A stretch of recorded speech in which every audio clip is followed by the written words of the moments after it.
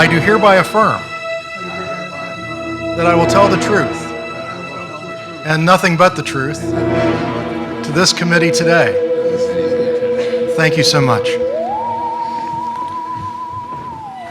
First of all, I want to say to all of the people that have testified, you have done an incredible job. I followed the topic of ufology from 1970 to my retirement in 1993 as an avocation, but remained actively absorbing results and reports from MUFON, the Center for UFO Studies, and subscribed to the Flying Saucer Review, which came in a brown paper envelope, so you wouldn't know the subject, published in Britain. The consistency of alien reports occurring psychically caused me to be aware of other anomalous literature, and I had the pleasure of meeting Dean Bob John of Princeton University, who was initiating a consciousness research project. At the same time, my knowledge of radar put me in a position to manage a classified program with top secret access to various subjects. I had read an article by Dr. Hal Puthoff, currently then at Stanford Research Institute, reporting on some amazing results in remote viewing. We used our CIA contacts to work out a test project on coordinate remote viewing, where the subject is allegedly able to observe and describe what is at a specific Earth coordinate. This sensitive remote viewing project wound up being funded by James S. McDonnell, CEO of McDonnell Douglas, who was subsequently told by his lawyers that he should not have used foundation money to accomplish work in his profit-making firm. The results of one test of 6 targets were interesting but not spectacular. We speculated that the viewer might have gone to a coordinate in time when the most emotional events were happening at that location. This project also provided access to anything to do with ballistic missile defense.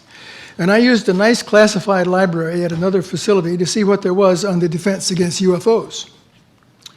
There were quite a few intriguing reports available, such as a classified version of the Iranian Air Force F-4 Phantom jet pilot attempting to fire a missile at a UFO only to have his controls shut down as soon as he thought about doing it. Then, after I had borrowed and read quite a few of these anomalous reports, the whole library system was changed so that it was no longer clear where to look for reports. I also stayed aware of anomalies in science in general. And when the so-called cold fusion results of Pons-Fleischmann were announced in 1989, I was aware that our company attempted a quick covert test to try to replicate the results.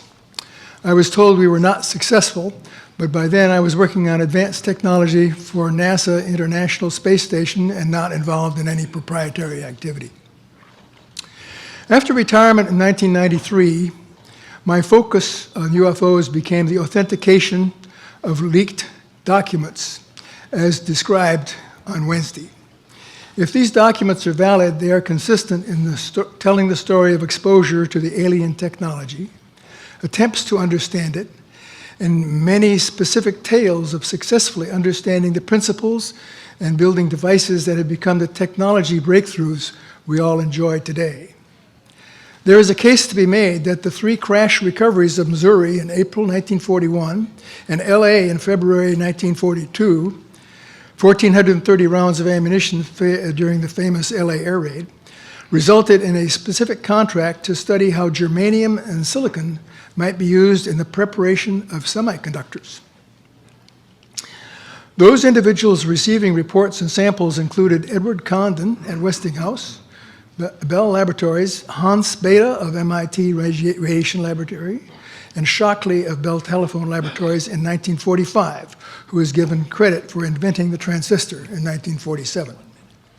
These leaked documents, taken as a whole, visualize and speculate on the impact of alien technology on our society in a diverse array of fields of science and technology. And Doctor, you've got about 1 minute left on your time. Thank you. All right, then I'll ignore mentioning Philip Corso's comments. So, what of my opinion of what's required to understand how they work and to build one? The simple answer is I don't know. But beyond that, I could say I would look for the following 4 things. First, a way to cross the light years to stars without actually physically speeding past and through the space debris that separates us. Second, a way to interact with time in a reliable fashion through the equivalent of the so-called wormhole, so that journeys would take years, wind up taking minutes. Third, a way to permit a person's mind to interact with matter so reliably that all you have to do is think clearly and equipment does what you want it to if it's designed right. Finally, to expect that the breakthroughs will come from unknown scientists, probably pretty young, who are looking outside the establishment's perspective of the solution. I leave you with this thought, that Arthur Clarke's famous quote is highly applicable. Any sufficiently advanced technology is indistinguishable from magic. I think that the millions of years that may separate us from the alien civilizations are not significant because logic does not change with time. I expect that the laws of physics, which we have yet to understand, will be the same, and so will the equations. We just have to find them. Does some black program already have this knowledge? Thank you, Dr. Wood.